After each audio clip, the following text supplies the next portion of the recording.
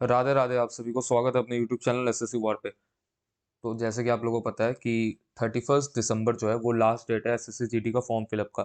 उसके बाद आपका जीडी का एग्जाम 1-2 महीना के अंदर या 2 महीना के अंदर ही एग्जाम कंडक्ट हो जाएगा। तो एग्जाम आने आने वाला है, तो उसको और अच्छा बेहतर बनाने के लिए मैं अभी एक वीडियो पब्लिश कर रहा हूँ। ये एक्चुअली एक सीरीज वाइज चलेगा, ठीक है ना, जिसमें हम लोग एसएससी जीडी का जितना भी प्रीवियस ईयर क्वेश्चन है भर भर के सॉल्व करेंगे, ठीक है। तो जैसे कि देखिए, ये जो जैसे कि आज का जो सेट है, आज का हम लोग जैन 2023 का जो प्रीवियस में जो अभी एग्जाम हुआ था हाल फिलहाल में एसएससी जीडी का, वो वाला सेट को हम लोग अभी उठा रहे हैं और इसी को हम लोग अभी सॉल्व करने जा रहे हैं, ठीक है। आप लोग वीडियो को स्टार्टिंग से लेकर एंडिंग तक देखो, आप लोगों को बड़ा मजा आएगा और बहुत कुछ नया भी आप लोग को सीखने को मिलेगा, ठीक है। अगर आप लोग चैनल में न्यू आए हुए हैं तो चैनल को सब्सक्राइब कर लीजिएगा। बढ़ते हैं आज का पहला क्वेश्चन की तरफ से, ठीक है। अब देखिए, पहला क्वेश्चन क्या कहा है। पहला क्वेश्चन ये कह रहा है कि एक शॉपकीपर है, वो डिस्काउंट दे रहा है 40% का, फिर भी वो 20% का प्रॉफिट कमा ले रहा है। तो बताओ कॉस्ट प्राइस कितना होगा अगर इसका मार्केट प्राइस इतना है तो बड़ा सिंपल है, देखो कैसे करोगे। तो याद होगा आप लोग को, तो दर्शन 1.0 जब चल रहा था तो उसमें मैंने आप लोग को एक फॉर्मूला बताया था। क्या बताया था कि जब सीपी एमपी दिया रहेगा तो आप लोग कैसे निकालोगे।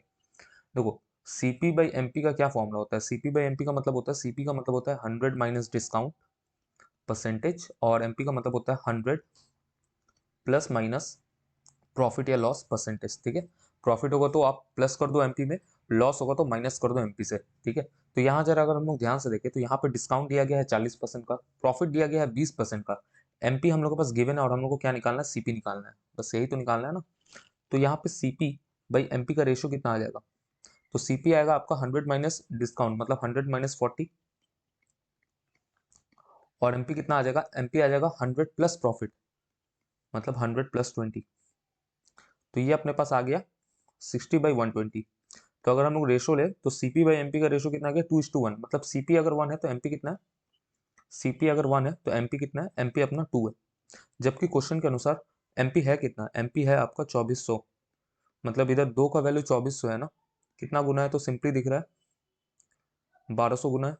तो सीपी का वैल्यू कितना हो जाएगा, 1 × 1200, मतलब ऑप्शन नंबर जो बी है वो हम लोग का करेक्ट हो जाएगा, ठीक है। समझ में आया। देखो, आप ये क्वेश्चन को चाहो ना आप डायरेक्ट फॉर्मुला बेस भी कर सकते हो, या फिर इस क्वेश्चन को ना एक और वे है करने का, ये भी आप लोग को मैं बता देता हूँ। एक और तरीका तो ये आता है ना कि आप रेशो के तरीका से भी कर सकते हो, लेकिन रेशो के तरीका से करने जाओगे तो मे भी थोड़ा सा टाइम लगेगा, वैसे उतना नहीं लगेगा। जैसे कि देखो, यहाँ पे डिस्काउंट है 40% का, प्रॉफिट है 20% का। तो आप पहले लिखो सीपी, एसपी, एमपी। अब डिस्काउंट कितना है 40% का, 40% का वैल्यू कितना होता है फ्रैक्शन में, तो ये होता है 2/5, ठीक है ना। अब ये 40% का 2/5 कैसा है, तो ये तो आप लोग को आता होगा ना कि 40% का मतलब कितना होता है। तो 40% का मतलब होता है 40/100। काटा कुटी करोगे तो कितना आ जाएगा, 2/5, मतलब एमपी अगर 5 है तो 2 का डिस्काउंट है तो एसपी 3 है। 20% का फायदा हो रहा है, मतलब सीपी अगर 5 है तो एसपी कितना है, 6 है। अब इस रेशो को इक्वल कर लो। रेशो को इक्वल करने के लिए ऊपर वाला रो को बस 2 से मल्टीप्लाई कर दो, जिससे देखो 5:6:10 आ गया रेशो, सबका रेशो आ गया, इधर सेलिंग प्राइस का भी रेशो आ गया, ठीक है। अब यहाँ पे देखो 10 का वैल्यू कितना है, 2400 रुपए। 5 का वैल्यू कितना हो जाएगा, तो इंटू कर देंगे 240 के साथ, कितना आ जाएगा 1200। यहाँ पे भी 1200 जो होगा, ऑप्शन नंबर बी हम लोग का करेक्ट हो जाएगा, ठीक है। समझ में आया। बढ़ते हैं नेक्स्ट क्वेश्चन की तरफ। अब देखो, ये सब जो क्वेश्चन है ना, जैसे कि देखो एवरेज डिस्टेंस एवरेज स्पीड वाला क्वेश्चन, ये बहुत आता है आजकल एग्जाम में और ये बहुत इजी भी है करना। आप लोग को बस एक फॉर्मुला याद करना पड़ेगा, अभी मैं बता दूंगा ये फॉर्मुला आया कैसे, वो भी मैं आप लोग को सिखाऊंगा, ठीक है। देखो, एक इंसान है, वो कुछ डिस्टेंस स्कूटर से जाता है 64 किलोमीटर पर आवर के स्पीड के साथ, स्कूटर से जाता है इतने स्पीड के साथ, उसके बाद वापस आता है उसी जगह पे बाईसाइकिल से आता है, जो बाईसाइकिल का स्पीड रहता है 16 किलोमीटर पर आवर। तो उसका एवरेज स्पीड बताना है। जरा ध्यान से देखो, कहानी ऐसा है ना कि एक पॉइंट है ए, एक पॉइंट है बी, मान लो कि दो जगह है। एक इंसान है, वो ए से बी जाता है कितने के स्पीड में, 64 किलोमीटर पर आवर के स्पीड से। फिर बी से ए आता है कितने के स्पीड में, 16 किलोमीटर पर आवर के स्पीड में, ठीक है। अब इसमें हम लोग का एवरेज स्पीड पूछ रहा है। क्या पूछ रहा है, एवरेज स्पीड पूछ रहा है। तो एवरेज स्पीड निकालने का बड़ा सिंपल तरीका है, देखो बेसिक से ही जाते हैं। अगर मैं आपको सिंपली बताऊं तो एवरेज स्पीड होता क्या है, एवरेज स्पीड होता क्या है, तो एवरेज स्पीड होता है टोटल डिस्टेंस अपॉन में total time. Total distance upon में टोटल टाइम, यही होता है एवरेज स्पीड। लेकिन यहाँ पे अगर चीज ध्यान रखोगे तो यहाँ पे तो सिर्फ स्पीड दिया गया, डिस्टेंस नहीं दिया गया, टाइम नहीं दिया गया, तब इसको कैसे सॉल्व करेंगे?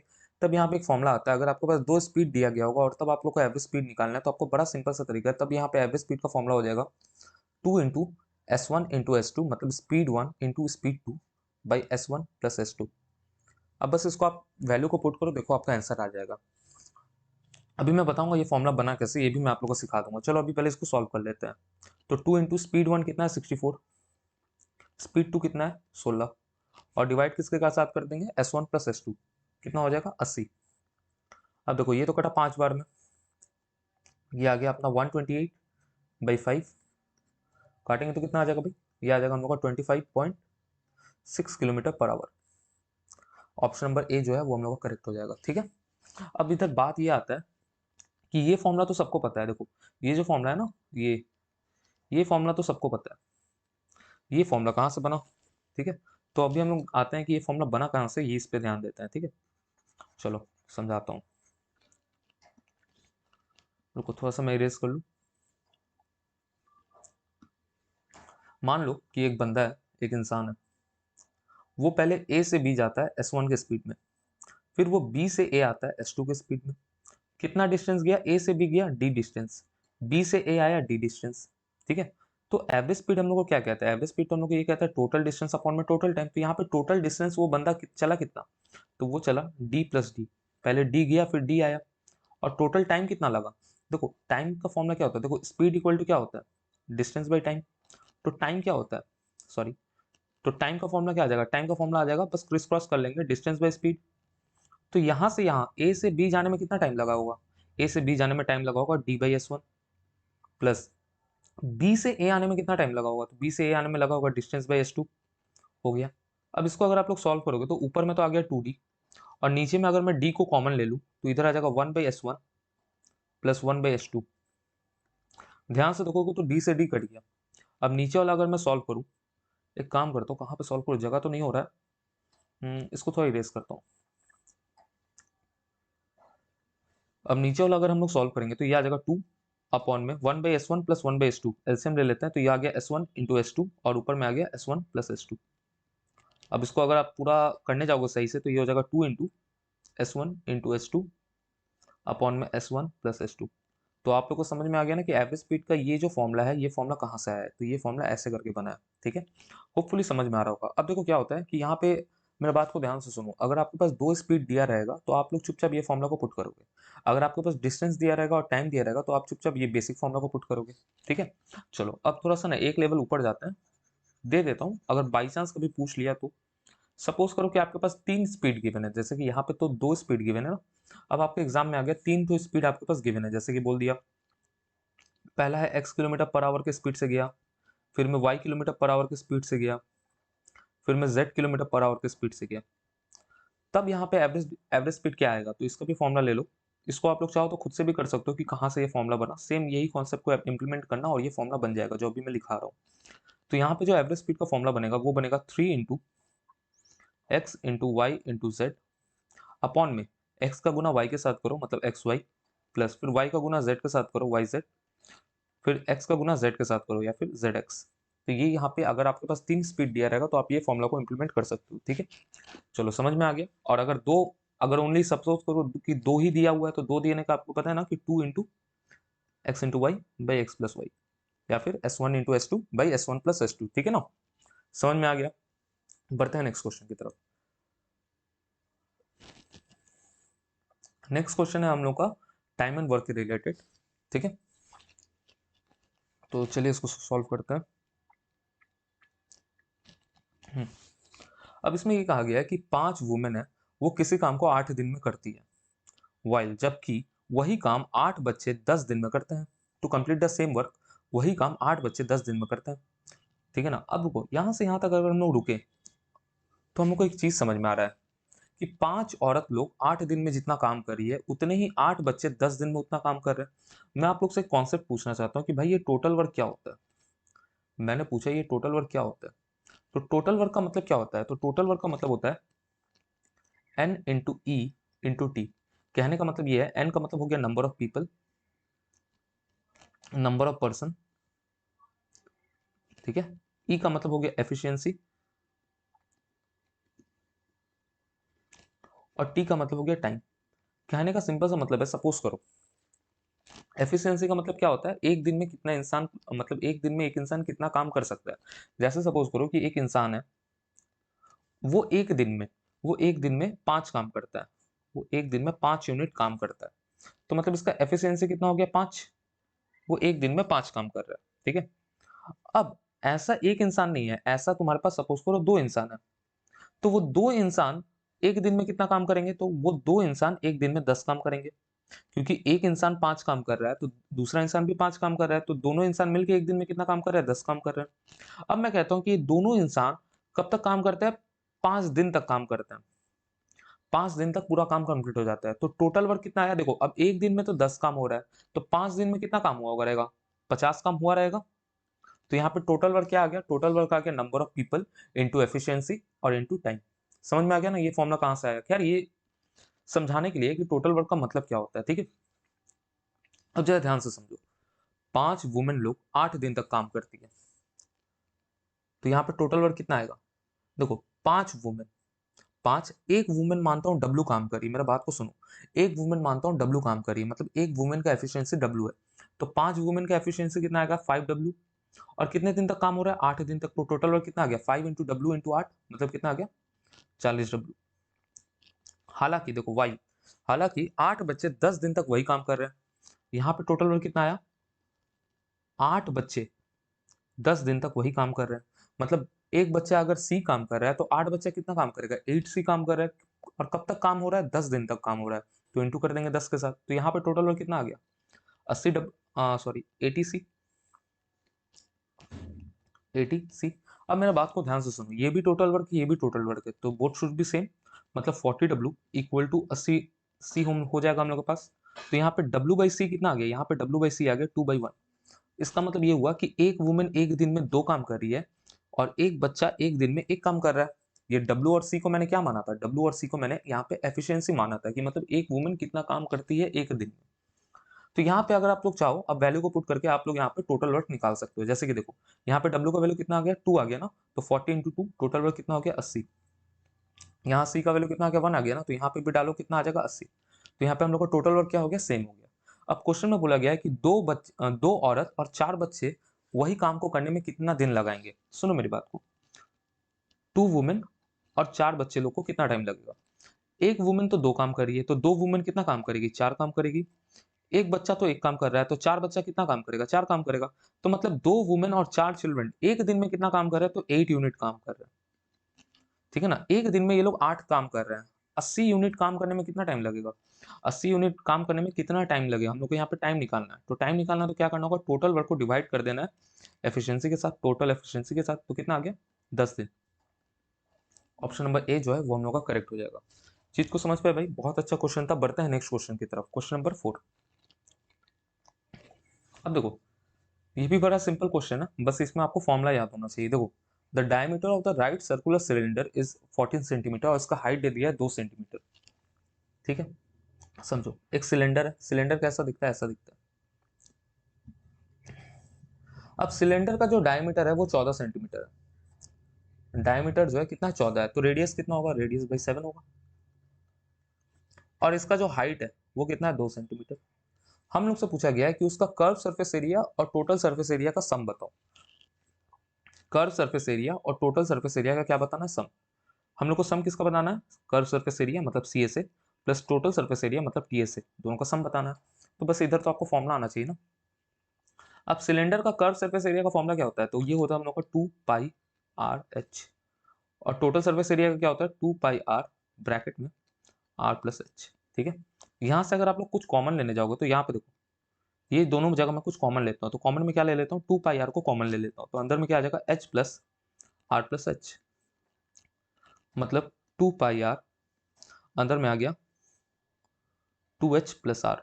अब इसकी को हम लोग को सॉल्व करना है, तो करते हैं भाई 2 इंटू 22/7, जबकि इधर बोला भी है कि पाई को आप 22/7 ले लो, तो 2 इंटू 22/7, आर कितना आ गया 7, और इंटू में क्या कर देना 2h प्लस आर, 2h कितना हो जाएगा 2h हो जाएगा हम लोग का 4, प्लस आर कितना हो जाएगा 7। 7 से 7 कटा तो ये कितना आ गया, ये हम लोग आ गया 44 इंटू 11। अब 44 इंटू 11 कितना होता है भाई, कितना होता है 484। ऑप्शन नंबर ए जो है वो हम लोग का करेक्ट हो जाएगा। समझ पाए भाई चीज को। देखो तो इसमें क्या था, इसमें कुछ नहीं था, अगर आपको फॉर्मूला याद होता तो आप लोग का एग्जाम आराम से हो जाता, मतलब ये क्वेश्चन को आराम से कर लेते। ठीक है, बढ़ते हैं नेक्स्ट क्वेश्चन की तरफ, क्वेश्चन नंबर 5। अच्छा अब देखो ये भी क्वेश्चन बड़ा इजी आया है एसएससी जीडी में। देखो ये सब ना प्रीवियस ईयर क्वेश्चन है, इसमें से मतलब एक भी क्वेश्चन ऐसा नहीं ना है कि जो मैंने बनाया खुद से। प्रीवियस ईयर करने का ही फायदा है, बिकॉज जो क्वेश्चन होता है ना वो अपने आप में रिपीट होता है, बस न्यूमेरिकल वैल्यू थोड़ा मोड़ा डिफरेंट कर लेता है वो लोग, पर जो पैटर्न रहता है वो लगभग सेम रहता है। ठीक है ना, लगभग क्या, पूरा ही सेम रहता है। ठीक है, अब देखो यहाँ पे हम लोग को फोर्थ प्रोपोर्शनल बताना है, किसका, √6, √8 और √21 का। तो कैसे निकालेंगे, तो फोर्थ पॉपुलेशन का फॉर्मूला क्या होता है वो मैंने आपका रेशो। अच्छा अगर आप लोग मेरा चैनल में न्यू आए हुए हैं ना, तो आप लोग पहले भी मैंने ना बहुत सारा वीडियो को अपलोड किया हुआ है, तो अगर आप लोग के पास वक्त है तो उस वीडियो को भी देख लेना, बहुत ज़्यादा काम का रहेगा। या फिर अगर आप लोग को टाइम नहीं बचता है तो आप लोग चाहो तो यहीं से भी आप लोग देख सकते हो। ठीक है ना, अगर आप लोग जीडी का तैयारी कर रहे हो तो। ठीक है, या फिर अगर आप लोगों के पास बहुत टाइम है, सीजीएल वगैरह के लिए भी टाइम है, तो आप लोग मेरा वीडियो देखो, दर्शन 1.0 बहुत ज़्यादा हेल्पफुल रहेगा। ठीक है, अब देखो फोर्थ प्रोपोर्शनल का फॉर्मूला क्या होता है। अब देखो जितने सारे प्रोपोर्शनल है ना उसके लिए ना मैंने एक वीडियो बनाया है जिसमें ना मैंने मतलब इसका जो टाइटल है वो है कि रेशो, कंप्लीट रेशो 30 मिनट में, मतलब 30 मिनट में सारा बेसिक कवर है रेशो का। तो अगर आप लोग के पास वक्त है तो 30 मिनट ये वीडियो देख लोगे ना, तो आप लोग जो प्रोपोर्शनल वगैरह का या फिर बहुत सारे रेशो का क्वेश्चन आता है ना, आप लोग इजिली कर लोगे। ठीक है, तो यहाँ पे फोर्थ प्रोपोर्शनल का फॉर्मूला होता है BC बाई ए, यही होता है फोर्थ प्रोपोर्शनल का फॉर्मूला। अब देखो ये ए है, ये बी है, ये सी है, फोर्थ प्रोपोर्शनल निकालना है, मतलब क्या हो जाएगा √8 इंटू √21 अपॉन में √6, यही करना है हम लोग को। बस इसको सॉल्व करेंगे आंसर निकल जाएगा। अब देखो √8 को मैं क्या लिख सकता हूँ, 2√2 इंटू √21 को क्या लिख सकता हूँ, √3 इंटू √7, और √6 को मैं क्या लिख सकता हूँ, √2 इंटू √3। ध्यान से देखो ये कट गया, बचा क्या 2√7। ऑप्शन नंबर बी हम लोग का करेक्ट हो गया। देखिए कितना सिंपल था ना ये क्वेश्चन, का टाइम लगा नहीं लगा। क्वेश्चन नंबर 6 की तरफ चलते हैं। देखो ये क्या कह रहा है, ए जो रहता है वो पेंट करता है एक पेंटिंग 12 दिन में, बी जो रहता है वही पेंटिंग को वो 8 दिन में पेंट करता है, सी जो है वही पेंटिंग को 10 दिन में पेंट कर रहा है। तो बताओ कितने दिन में पेंटिंग कंप्लीट होगा अगर by A if he is accompanied by both B and C together on the alternate days and A start painting on the first day alone। मतलब कहने का मतलब ये हो गया ना कि पहले दिन ए पेंट किया, दूसरे दिन क्या होता है ए के साथ बी और सी भी आ जाता है, तीसरे दिन क्या होता है फिर ए काम करता है, फिर चौथे दिन क्या होता है ए बी सी तीनों मिलकर काम करता है। तो इसमें हम लोग को बताना है कि कितने दिन में पेंटिंग जो होगा वो पेंट हो जाएगा। ठीक है ना, तो इसमें इसको सॉल्व करने के लिए ना हम लोग को सबसे पहले टोटल वर्क निकालना पड़ेगा। अगर आप लोग पहले ही मतलब क्या बोलते हो ना कर चुके हो, अगर आप लोग का बेसिक वगैरह बहुत स्ट्रॉन्ग है तो अभी मैं जो जो बता रहा हूँ ना आप लोग इजिली समझ जाओगे, लेकिन अगर आप लोग को बेसिक ही वीक है तो आप लोग को दुविधा हो सकता है। ठीक है ना, खैर अब तो एग्जाम आ गया है तो आप भर भर के प्रीवियस ईयर लगाओ, आपका बहुत ज्यादा बेनिफिशियल रहेगा। ठीक है, चलो अब इस क्वेश्चन को सॉल्व करते हैं। देखो ए जो है किसी पेंटिंग को 12 दिन में कर रहा है, लिखो भाई ए किसी काम को 12 दिन में कर रहा है, बी उसी को पेंट करने में 8 दिन लगा रहा है, सी वही काम को 10 दिन में कर रहा है। तो यहाँ पे एलसीएम निकालो सबसे पहले। एलसीएम क्यों निकालना है, क्योंकि एलसीएम निकालने के बाद हम लोग के पास टोटल वर्क आ जाएगा। तो 8 और 12 और 10 का एलसीएम कितना होगा, तो ये हो जाएगा 120। तो मतलब ए का एफिशिएंसी 10 हो गया, इसको एफिशिएंसी कहते हैं। ए का एफिशिएंसी 10 हो गया, बी का एफिशिएंसी 15 हो गया, और सी का एफिशिएंसी 12 हो गया। ठीक है, अब कहानी में ये बोला गया ना कि स्टार्टिंग में ए काम करेगा, उसके बाद ए के साथ बी और सी भी आ जाएगा, उसके बाद ए फिर से अकेले काम करेगा, फिर उसके बाद ए के साथ बी और सी आ जाएगा, और ये ऐसे ही चलता रहेगा, ऑल्टरनेट करके ये लोग काम करेंगे, पहले ए फिर ए बी सी फिर ए फिर ए बी सी फिर ए फिर ए बी सी, ऐसे करके काम होगा। और हम लोग को बताना है कितने दिन में काम कंप्लीट होगा, बस यही है क्वेश्चन। ठीक है, अब देखो इसमें एक चीज ध्यान करने वाला बात ये है कि स्टार्टिंग का 2 दिन तक तो काम सेम चल रहा है।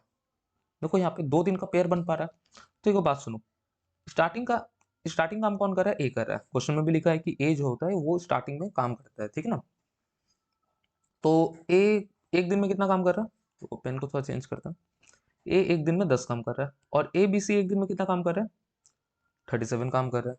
तो मैं आपसे बस इतना पूछ रहा हूँ कि 2 दिन में, एक काम करो रुको, यहाँ पे मैं डेज लिखता हूँ ताकि आप लोग को समझ में आए, और यहाँ पे मैं वर्क लिखता हूँ। तो मैं आपसे पूछ रहा हूँ कि 2 दिन में कितना काम हुआ, तो आप कहोगे कि 47 काम हो गया। ठीक है, अब आप लोग को कितना काम करवाना है, 120 काम करवाना है। तो 120 के नजदीक जाओ। ठीक है ना, अब 47 को अगर इंटू 2 करोगे, इधर भी इंटू 2 करो, तो मतलब 4 दिन में कितना काम हो गया, तो 4 दिन में 94 काम हो गया। 4 दिन में 94 काम हो गया। अब 5वें दिन कौन आएगा? 5वें दिन कौन आएगा? तो 5वें दिन सिर्फ ए आएगा, क्योंकि देखो 2-2 का मतलब हम लोग कर रहे हैं ना, 2-2 का साइकिल हो रहा है, तो 4 दिन तक काम हो गया। उसके बाद फिर कौन काम करेगा? उसके बाद फिर ए काम करेगा। तो ए उसके बाद वाले दिन आया, 5वें दिन आया, और वो कितना काम करके गया? 10 काम करके गया। मतलब 5 दिन तक, मतलब 5 दिन में 104 काम हो गया। काम करवाना कितना है? 120। अब मेरे को एक बात बताओ, 5 दिन में 104 काम हो गया, ए अभी काम करके गया, तो छठे दिन मतलब 6th डे में कौन काम करेगा? तो 6th डे में तुम्हारा ए बी सी तीनों काम करेंगे। ठीक है, अब इधर ध्यान से देखो, टोटल वर्क कितना है और इतना काम हो गया, तो मैं आपसे पूछ रहा हूँ कि रिमेनिंग वर्क कितना है? रिमेनिंग वर्क कितना है? तो 120 माइनस 104 करेंगे, कितना आ गया रिमेनिंग वर्क? 16 आ गया। जबकि ए बी सी एक दिन में कितना काम कर रहे हैं? बात को सुनो, ए बी सी तीनों मिला के एक दिन में कितना काम कर रहे हैं? 37 काम कर रहे हैं। और कितना काम करवाना है? 16 काम करवाना है। समझ में आया ना? ये लोग एक दिन में इतना काम कर रहे हैं, लेकिन हम लोग को काम कितना करवाना है? सिर्फ 16 काम करवाना है। तो 37 वर्क कर रहा है ये लोग कितना दिन में? एक दिन में। तो एक वर्क करने में कितना दिन लगेगा? 1/37 डेज। और 16 वर्क करने में कितना टाइम लगेगा? 1/37 इंटू 16 दिन। करेक्ट ना? अब बस इधर काटाकुटी करना है। अब इसको ना 37 ना मान के देखो, यहाँ पे ही हम लोग का आंसर हो गया कि जो आंसर होगा वो 5 पॉइंट समथिंग होगा, तो ऑप्शन नंबर बी ही हो गया। ठीक है ना? नहीं तो इधर आप सॉल्व भी कर सकते हो, इसको 37 ना मान के 2 पल के लिए इसको 40 मान लो। मैं आप लोगों को सिखाया भी हूं ना कि थोड़ा मोड़ा एज्यूम करके चलोगे ना, तो इससे क्या होता है कि आपका कैलकुलेशन जो है स्पीड चलता है। तो करोगे तो ये कितना आ जाएगा? ये 2.5 आ जाएगा, मतलब ये आ जाएगा अपना 0.4। ठीक है, तो ए जो है मतलब 5 दिन में इतना काम हो गया। उसके बाद 16 काम और करवाना है, 16 वर्क और करवाना है, तो कितना टाइम लगेगा? 0.4 डेज लगेगा। तो टोटल काम 120 काम करने में कितना टाइम लगा? 5.4 डेज लगा। हो गया, ऑप्शन नंबर बी जो है वो हम लोग का करेक्ट हो जाएगा। समझ पाए इस चीज को? बढ़ते हैं नेक्स्ट क्वेश्चन की तरफ, क्वेश्चन नंबर 7। ठीक है, देखो अब ये क्वेश्चन क्या कह रहा है, the population of bears in a city has been growing 3% every year. मतलब हर साल जो होता है, जो बियर का पॉपुलेशन है वो हर साल 3% करके बढ़ रहा है। If the present population of the bear in the city, अगर प्रेजेंट पॉपुलेशन 21,218 है, तो बताओ 2 साल पहले कितने पॉपुलेशन था बियर का? यही हम लोग को बताना है। देखो ये तो सक्सेसिव वाला क्वेश्चन है, इजिली हो जाएगा। देखो कैसे करेंगे, हर साल जो पॉपुलेशन है वो 3% का बढ़ रहा है। ठीक है ना? मतलब पहले साल का देखो, यहाँ पे मैं अगर मैं बताऊँ हर साल 3% बढ़ रहा है, मतलब हर साल जो पॉपुलेशन है वो 100 से 103 हो रहा है। और हम लोग को 2 साल का निकालना है ना, तो 2 साल का सक्सेसिव करना होगा। देखो पहले साल 100 से 103 हुआ, फिर दूसरे साल कितना हो गया? 100 से 103 हुआ। ठीक है ना? अब ये याद रखना ना, लेफ्ट साइड वाला जो रहता है वो एगो का सीन दिखाता है, और राइट साइड वाला आपका फ्यूचर या फिर प्रेजेंट का सीन दिखाएगा। अब क्वेश्चन में हम लोग का प्रेजेंट बोला गया है, तो इसको हम लोग फ्यूचर नहीं, इसको प्रेजेंट ही मानेंगे। ठीक है ना? तो 2 साल पहले पॉपुलेशन था कितना? 2 साल का पूछा है ना, तो 2 साल का सक्सेसिव करेंगे। तो 2 साल पहले पॉपुलेशन कितना था? 10,000। और 2 साल बाद मतलब प्रेजेंट टाइम में पॉपुलेशन कितना है? तो वो है तुम्हारा 103 इंटू 103। अब देखो 103 इंटू 103 करना भी बहुत आसान है। कैसे करोगे? एग्जाम में आगे 103 इंटू 103 करना है। कैसे करना है? कुछ नहीं करना है, पहले आपको 100 का इंटू कर दो 103 के साथ, कितना आ गया? 103, 20 लगा लो। फिर 3 का इंटू कर दो 103 के साथ, कितना आ गया भाई? ये आ गया 309। अब दोनों को प्लस कर दो तो कितना आ गया? 10609। तो मतलब ये 103 इंटू 103 कितना है? 10609। अब क्वेश्चन के अनुसार प्रेजेंट पॉपुलेशन है कितना? इतना है। तो मतलब 10609 का वैल्यू कितना है? 21218। ध्यान से देखोगे तो ये लगभग दुगना है। तो हम लोग को 2 साल पहले का पूछा है, तो 10,000 का भी क्या करना होगा? दुगना करना पड़ेगा। तो कितना आ गया? 20,000। कहाँ पे है? ऑप्शन नंबर डी जो है वो हम लोग का करेक्ट हो जाएगा। समझ पाए चीज को? बढ़ते हैं नेक्स्ट क्वेश्चन की तरफ, क्वेश्चन नंबर 8। अब देखो 8 नंबर क्वेश्चन, अगर आप लोग मेरा परसेंटेज का सीरीज देखे हो ना, जिसमें मैंने इनकम एक्सपेंडिचर सिखाया है, तो उसमें ना मैंने ना डेविएशन का तरीका सिखाया है। क्योंकि ये सब क्वेश्चन को ना आप डेविएशन से ना बहुत स्पीड में कर सकते हो। नहीं तो चाहो तो आप बेसिक से भी कर सकते हो, लेकिन बस बात ये रहेगा ना कि बहुत ज़्यादा टाइम चल जाएगा।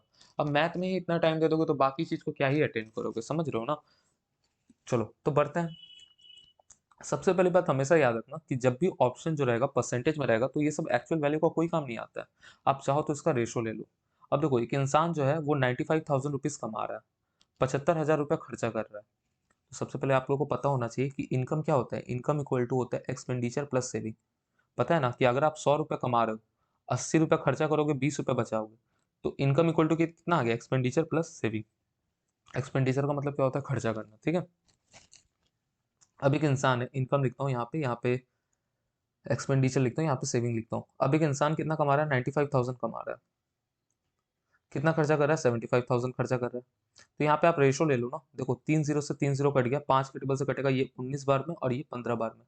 मतलब मैंने मान लिया इंसान 19 रुपए कमा रहा है, 15 रुपए खर्चा कर रहा है, तो कितना रुपए बचाएगा, 4 रुपए बचाएगा। कोई दिक्कत यहाँ तक? कोई दिक्कत नहीं होना चाहिए। अब देखो, अगर उसका इनकम को 18% बढ़ा दो, इसका इनकम क्या हो गया, 18% बढ़ गया। उसका एक्सपेंडिचर जो है 12% बढ़ा। एक्सपेंडिचर कितना बढ़ा है, 12% बढ़ा है। तो बताओ उसका सेविंग कितना बढ़ा है, सेविंग कितना बढ़ा है, तो मैं मान लेता हूँ x% बढ़ा है। तो वही हम लोग को निकालना है, सॉरी x% बढ़ा है, मानने से तो ही ना होगा, इसको निकालना पड़ेगा।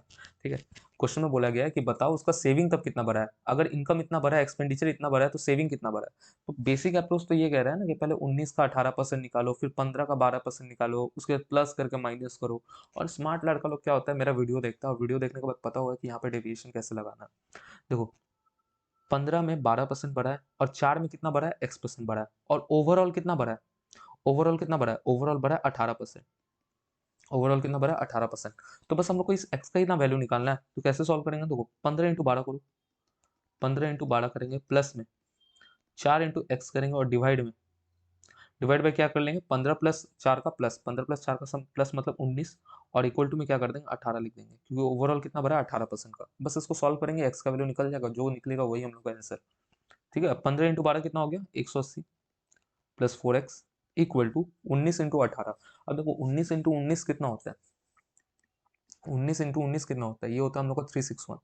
अब इसमें एक 19 को कम कर दोगे तो कितना आ जाएगा, 342। ठीक है, कितना आ जाएगा, 342 आ जाएगा। क्लियर?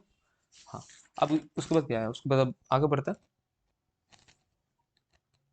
4x इक्वल टू कितना आ जाएगा, तो ये हम लोग का आ जाएगा 2, अच्छा 162, मतलब 4x का वैल्यू इतना आ गया, तो x का वैल्यू कितना आ जाएगा, 162/4। काटेंगे, कितना आ गया, 40.5, 40.5%। कहाँ पे भाई, ऑप्शन नंबर डी जो है वो हम लोग का करेक्ट हो गया। समझ पाए? तो सेविंग कितना बढ़ा है, तो सेविंग 40.5% का बढ़ा है। ठीक है, देखो ये तरीका जो मैं भी आप लोगों को बोला ना, ये बेस्ट तरीका है। डेविएशन का यूज करके आपने जो किया, ये सबसे बेस्ट तरीका है। नहीं तो भाई सिंपल बात है, देखो कोई दिक्कत नहीं है, आप लोग चाहो तो बेसिक से भी कर सकते हो, लेकिन यही ना बात है, अगर एग्जाम में भाई करने जाओगे इतना कैलकुलेशन तो दिक्कत हो जाएगा ना। देखो बेसिक अप्रोच क्या कहता है वो भी मैं बता दे रहा हूँ। जैसे कि देखो इनकम इसका 18% बढ़ा है, तो आप क्या करोगे, 19 का 18% निकालोगे, ऐसे करके निकालोगे, कितना आएगा, तो ये आ जाएगा आपका 342/100। मतलब इनकम कितना बढ़ा है, इनकम बढ़ा है 342 रुपीज का। उसके बाद आप एक्सपेंडिचर का 12% निकालो, 15 का 12% निकालोगे, तो 15 का 12% कितना आएगा, चलो ये कितना आ गया, 15 इंटू 12 करने से कितना आता है, ये आ गया हम लोग का, इतना हो गया 1.8। तो एक्सपेंडिचर कितना बढ़ा है, 1.8 का। तो देखो इनकम इतना का बढ़ा है, एक्सपेंडिचर इतना का बढ़ा है, तो सेविंग कितना का बढ़ा होगा, तो सेविंग कितना का बढ़ा होगा, तो 3.42 से बस माइनस कर देंगे 1.80। ठीक है ना।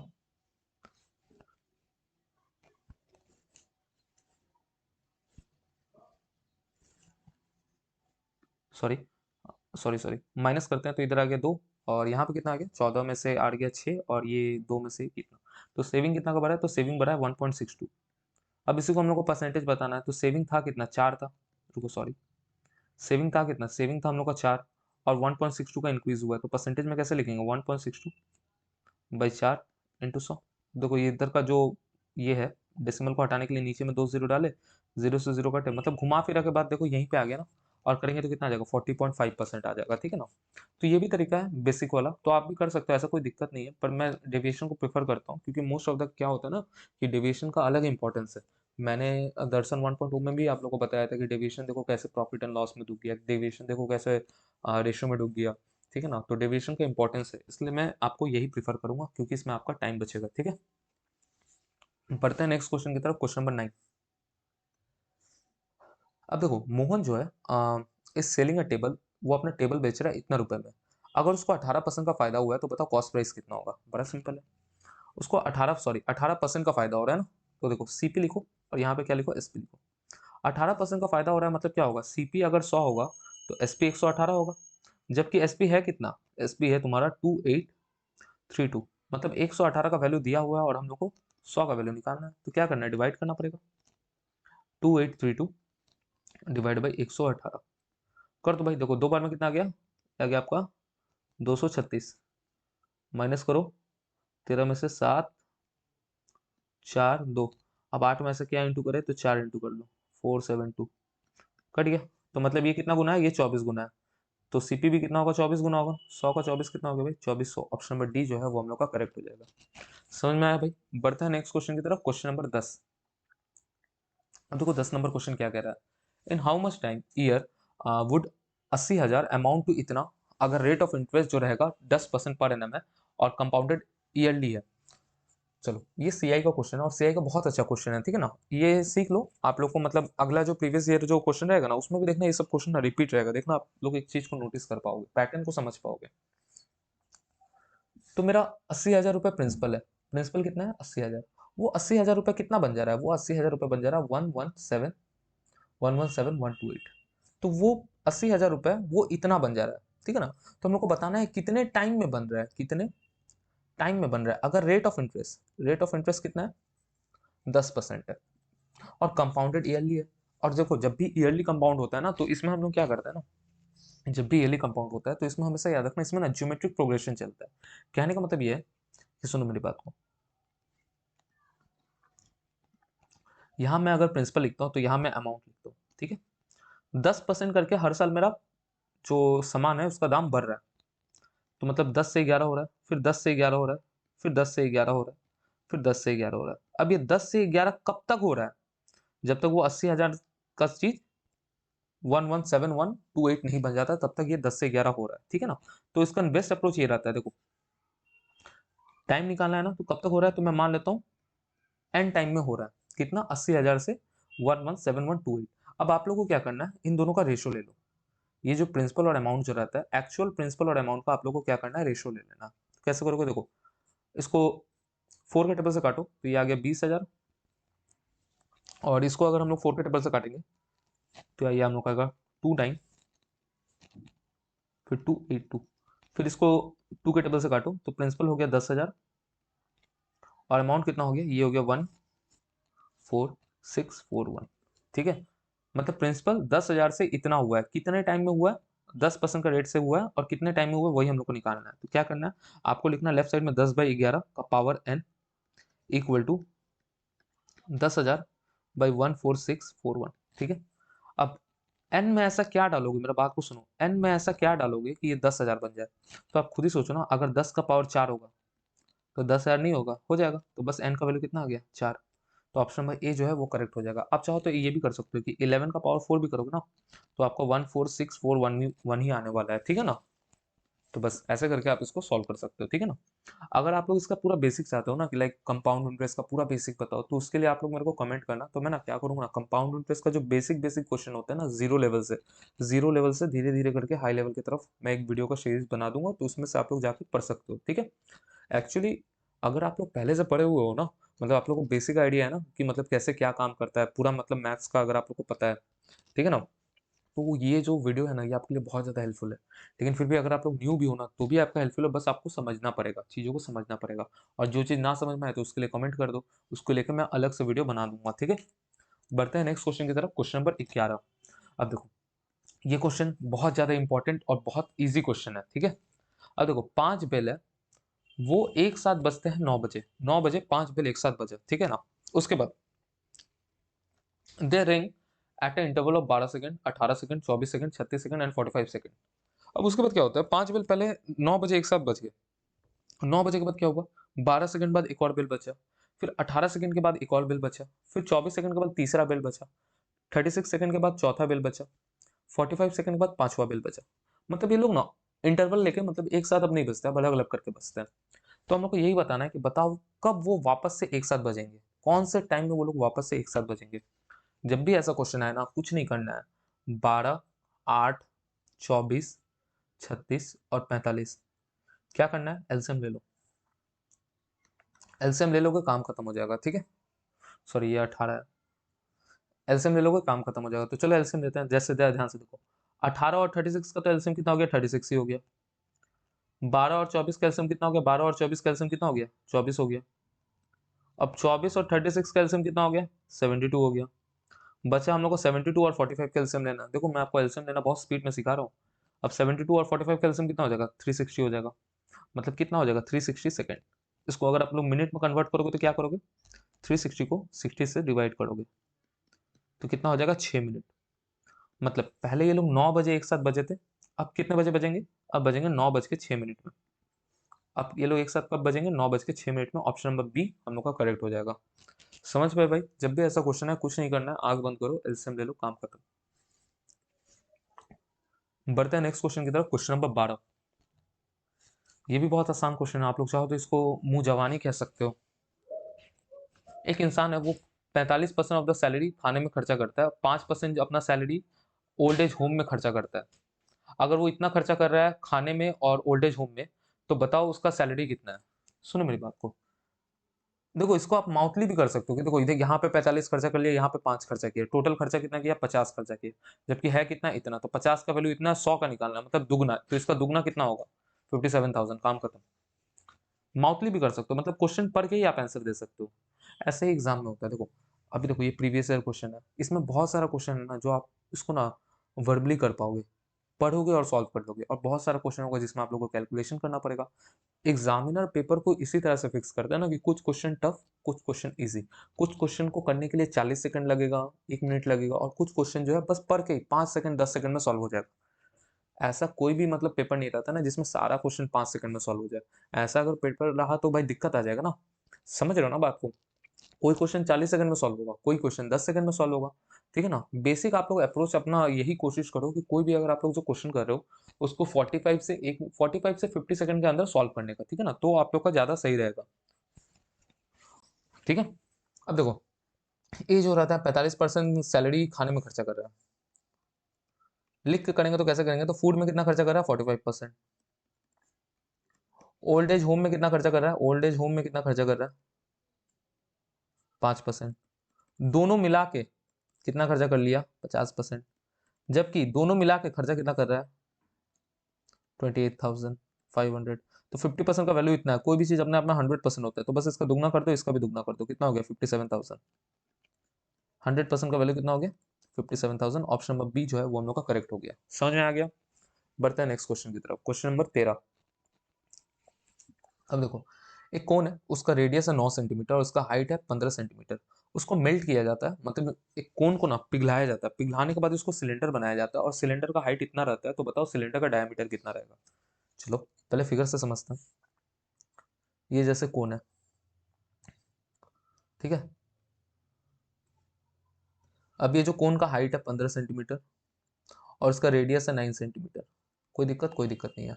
अब इसी कोन को पिघला दिया जाता है और पिघला के एक सिलेंडर बनाया जाता है। इसी कोन को पिघला के एक सिलेंडर बनाया जाता है। इस सिलेंडर का जो हाइट रहता है वो 45 सेंटीमीटर रहता है, और हम लोग को इसका डायमीटर बताना है। तो डायमीटर से बताने से पहले आप इसका रेडियस बताओ, रेडियस कितना रहेगा। आप लोग एक चीज समझो, जो कोन था उसी को पिघला के सिलेंडर बनाया गया ना, मतलब इसका वॉल्यूम और इसका वॉल्यूम बराबर होगा, क्योंकि इसी को पिघला के ही तो वो बनाया गया ना, तो इसलिए दोनों का वॉल्यूम सेम होगा। अब इसका वॉल्यूम वॉल्यूम का फॉर्मूला क्या होता है, 1/3 पाई r स्क्वायर h। और इसका वॉल्यूम का फॉर्मूला क्या होगा, सिलेंडर का वॉल्यूम का फॉर्मूला क्या होता है, ये होता है हम लोग का पाई। आर का वैल्यू बड़ा आर स्क्वायर है और एच को बड़ा एच पकड़ता है, ठीक है ना। तो पाई बड़ा आर का स्क्वायर इंटू एच। अब देखो आराम से इसको सॉल्व कर सकते हैं। बस इसको हम लोग बस वैल्यू को डालेंगे, आर का वैल्यू निकालेंगे और डायमीटर निकालना है। तो डायमीटर क्या होता है, डायमीटर होता है आर का दुगना, जितना आर है उसका दुगना, रेडियस को दुगना। इजिली सॉल्व हो जाएगा। जरा ध्यान से देखो, पाई से पाई कट गया। अब इसको करते हैं 1/3 into r square. R square कितना हो जाएगा, 9 × 9 इंटू एच। एच कितना हो गया, 15 इक्वल टू बड़ा आर का स्क्वायर, क्योंकि हम लोग को इधर का आर नहीं पता है, और एच कितना हो गया 45। ये कटा 3 बार में, ये कटा 3 बार में, 3 से 3 कटा। R square equal to 9, r square equal to 9। तो आर का वैल्यू कितना आ गया, 3। अब रेडियस कितना है, रेडियस है 3, रेडियस 3 है। तो डायमीटर कितना होगा, डायमीटर होगा 6। Option number D correct. समझ पाए भाई। ये भी क्वेश्चन बहुत सिंपल था। क्या था इस क्वेश्चन में, अगर आप लोगों को फॉर्मूला आता होगा तो आप लोग इजिली इस क्वेश्चन को कर सकते हो। ठीक है। Question number 14। चलो अब 14 नंबर क्वेश्चन क्या कह रहा है, इसको पहले पढ़ते हैं। दिव्या ने एक गाड़ी खरीदा और उस गाड़ी का दाम है 3,50,000, और उसने उस गाड़ी को 4,35,000 में बेच देती है। तो बताओ उसका प्रॉफिट कितना हुआ है। प्रॉफिट बताना है। तो और देखो ऑप्शन सब परसेंटेज में है, तो इसको आप लोग रेशो ले लो ना। देखो यहाँ पे लिखो सीपी, यहाँ पे लिखो एसपी। दिव्या ने गाड़ी खरीदा, कितना का गाड़ी खरीदा? 3,50,000 का, लिखो। कितना में बेच दिया? 4,35,000, लिखो। रेशो लो, 3 0 से 3 0 कटा, 5 के टेबल से ये कटा 70 बार में, और ये कितना बार में कटेगा? 87 बार में। मतलब 70 का सामान उसने 87 में बेचा, कितना का प्रॉफिट हुआ? 17 का प्रॉफिट हुआ। इसी को हम लोग को परसेंटेज में बताना है, तो कैसे लिखेंगे? 17/70 इंटू 100, 0 से 0 कटा, मतलब आ जाएगा 170/7। काटो, काटा कुटी करेंगे बस, और कुछ तो नहीं करना है ना। कितना आ जाएगा? 3 0 तो 4 पॉइंट, फिर 2, मतलब 24.2 लगभग किसका है? 24.3 का। बस हो गया, ऑप्शन नंबर बी जो है वो हम लोग का करेक्ट हो जाएगा। समझ में आया ना भाई? ये भी क्वेश्चन बड़ा इजी है। अब चलते हैं नेक्स्ट क्वेश्चन की तरफ। देखो ये जो 15 नंबर क्वेश्चन है पूरा लैंग्वेज बेस्ड क्वेश्चन है।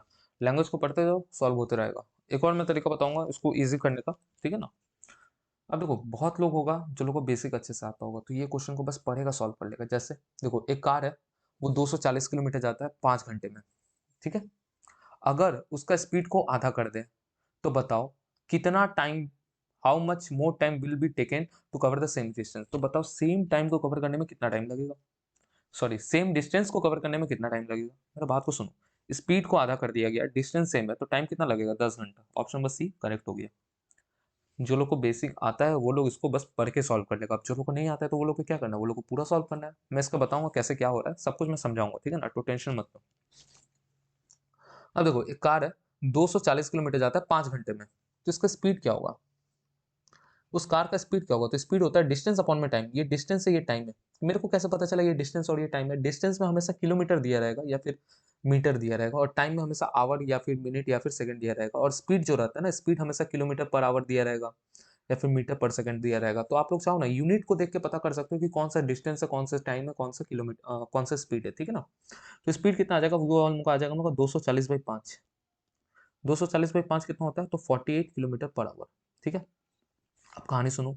If it travel with half of its usual speed, अब ये तो इसका यूजुअल स्पीड है, अगर इसका स्पीड को आधा कर दिया जाए तो मतलब अब स्पीड इसका हो गया 24 किलोमीटर पर आवर। तो बताओ सेम डिस्टेंस को कवर करने में कितना टाइम लगेगा? तो डिस्टेंस कितना है? 240। इसको कवर करने में कितना टाइम लगेगा? जैसे कि, सॉरी मैं अब थोड़ा स्पीड में चला गया। इसी डिस्टेंस को कवर करने में कितना टाइम लगेगा? तो टाइम का फॉर्मूला क्या होता है? टाइम तो हम लोग को होता है डिस्टेंस अपॉन में स्पीड। डिस्टेंस कितना है? 240, और स्पीड कितना हो गया? 24। तो टाइम कितना लगेगा? 10 घंटा। ऑप्शन नंबर सी जो है वो हम लोग का करेक्ट हो जाएगा। समझ में आया? या फिर आप लोग इसको ऐसे समझ सकते हो, देखो ये तो हो गया पूरा अप्रोच। या फिर आप लोग को एक चीज हमेशा पता होना चाहिए, मैं बस अभी के लिए बता दे रहा हूँ। अगर आपका डिस्टेंस कांस्टेंट रहता है ना, डिस्टेंस कांस्टेंट क्या, डिस्टेंस अगर सेम रहेगा, जैसे इस क्वेश्चन में क्या था, डिस्टेंस सेम था ना, ठीक है ना, सेम डिस्टेंस। तो डिस्टेंस जब सेम रहता है ना, तो स्पीड अगर बढ़ेगा तो टाइम घटेगा, या फिर स्पीड अगर घटेगा तो टाइम बढ़ेगा। समझ में आया ना? तो यहाँ पे देखो, यहाँ पे क्या हुआ था कि स्पीड जो था वो हाफ हो गया था। स्पीड हाफ हो गया था ना, तो इसी कारण जो टाइम था वो दुगना हो गया। टाइम जो था दुगना हो गया। स्पीड अगर आधा हो गया, मतलब स्पीड हाफ हो गया का मतलब क्या हो गया? स्पीड 1/2 हो गया, तो टाइम क्या हो गया? ×2 हो गया। समझ में आया ना? इसलिए मैं आपको उस टाइम में ना तुरंत बता दिया था कि अगर स्पीड, मतलब जब अभी क्वेश्चन पढ़ा था ना, मैं तुरंत बता दिया कि इसका आंसर ऑप्शन नंबर सी होगा। तो ये अप्रोच तक कब तक जाओगे? ये अप्रोच में तभी जाओगे ना जब आप लोग का बेसिक स्ट्रांग रहेगा। नहीं तो कोई बात नहीं, ये अप्रोच भी खराब नहीं है, ठीक है। देखो अगर आप लोग अभी से तैयारी कर रहे हो ना, मेरा वीडियो को फॉलो करो, आप लोग का मैथ्स में फुल टू फुल आ जाएगा, ठीक है। Question number 16। अब देखो क्वेश्चन नंबर 16 क्या कह रहा है, एक एक्स नाम का इंसान है, उसने 40 पेंसिल खरीदा 180 रुपए में, और 2 डजन पेन खरीदा 180 रुपए में। तो बताओ difference between the price of one pen और वन पेंसिल। एक पेन और एक पेंसिल का दाम में कितना अंतर है? चलो, एक पेंसिल का दाम कितना होगा? 40 पेंसिल खरीदा 180 रुपए में, तो एक पेंसिल का दाम कितना होगा? एक पेन खरीदा होगा 180/40 रुपए में, काटाकुटी करेंगे कितना आ गया? तो एक पेंसिल का दाम आ गया 4.5 रुपीज। उसी तरह से एक पेन का दाम कितना है? 2 डजन पेन खरीदा 180 रुपए में, तो एक पेन का दाम कितना होगा? तो एक पेन का दाम होगा 180/24, क्योंकि एक डजन में कितना आता है? 12 आता है ना, तो 2 डजन में कितना आएगा? 24। अब इसको भी अगर काटाकुटी करेंगे, 6 के टेबल से काटे 30 बार में, और सॉरी ये 4 बार में, ये आ गया आपका 7.5। अब इन दोनों का डिफरेंस कितना है? इन दोनों का डिफरेंस कितना है? 3 का। ऑप्शन नंबर बी जो है वो हम लोग का करेक्ट हो जाएगा, ठीक है।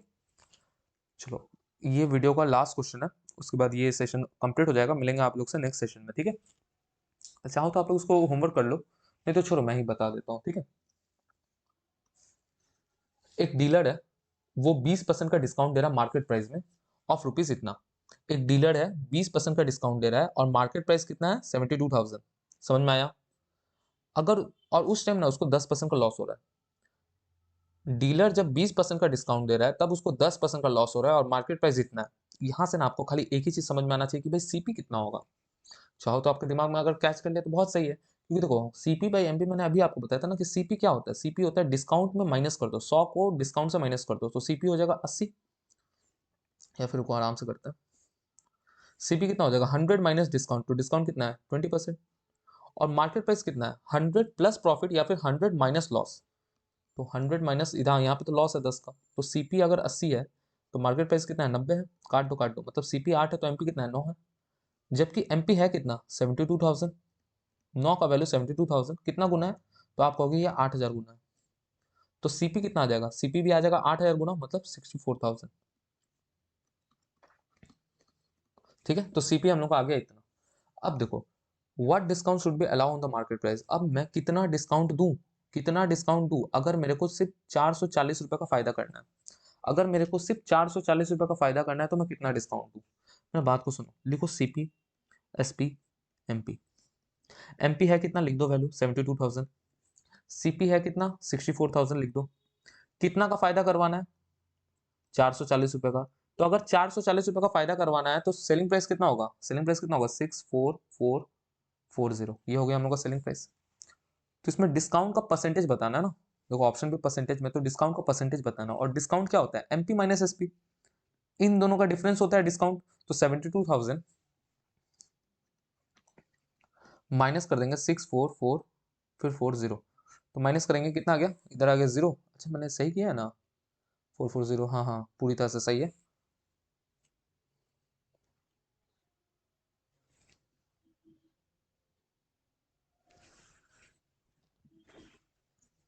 एक मिनट जरा रुकिएगा बस।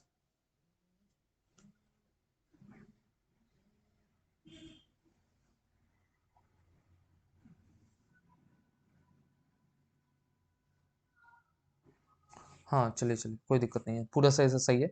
तो इन दोनों का डिफरेंस से हम लोग का डिस्काउंट होता है, तो इन दोनों को माइनस करते हैं। तो यहाँ पे आ गया 10, 10 में से 4 जाएगा तो 6, फिर 9 में से 4 जाएगा तो 5, 11 में से, हाँ 11 में से 4 जाएगा तो कितना हो गया 7। हाँ तो यहाँ पे डिस्काउंट कितना हो गया, तो डिस्काउंट हो गया 7560 का। अब इसी को हम लोग को परसेंटेज में बताना है। तो डिस्काउंट का परसेंटेज क्या होता है, discount by MP into 100। Discount percentage क्या होता है, डिस्काउंट बाई एमपी इंटू 100। तो 7560 बाई 72,000 इंटू कर देंगे 100 के साथ। बस इसको सॉल्व करेंगे आंसर आ जाएगा। देखो 0 0 कटा, ये कटा। अब ये कितना गुना है, ध्यान से देखोगे तो 10 पॉइंट समथिंग आएगा। ध्यान से देखो 72 को डिवाइड करना है 156, सॉरी 756 को डिवाइड करना है 72 से, लास्ट में यही ना बचा था। डिवाइड करने जाओगे तो 10 पॉइंट समथिंग आएगा ना, तो बस ऑप्शन नंबर ए जो है वो हम लोग का करेक्ट हो जाएगा। समझ पाए, होपफुली आप लोग को मजा आया होगा। तो देखो भाई ये अभी हम लोग का जो सेशन चल रहा है ना एसएससी जीडी को लेके पूरा चल रहा है। अगर आप लोग को मैथ्स में फुल मार्क्स चाहिए तो कृपया करके मेरा वीडियो को देखो। अगर आप लोग को वीडियो पसंद आ रहा है तो अपने दोस्तों को भी शेयर करो, ठीक है। मिलते हैं आप लोग से नेक्स्ट वीडियो पे। राधे राधे।